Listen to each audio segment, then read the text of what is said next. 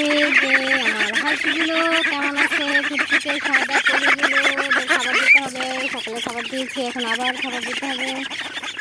আলহামদুলিল্লাহ হাঁসগুলো একটু বড় হয়ে উঠছে, পাতলা অনেকখানি হয়ে গেছে, আরেকটু বাকি আছে। এখন পুষ্কুনিতে ছাড়তেছি না ভয়ের কারণে, কারণ পুষ্কুনিতে অনেক বেজি, অলরেডি আমার 2-3টা হাঁস নিয়ে চলে গেছে বেজিতে, তো এই জন্য ছাড়তেছি। পাতলা পুরোপুরি হয়নি, ওই যে দেখা যাচ্ছে আর একটু পাতলা হবে। তো ও যে একটা হাঁস, পাশের বাসার হাঁস টেনে টানে চলে এসেছিল,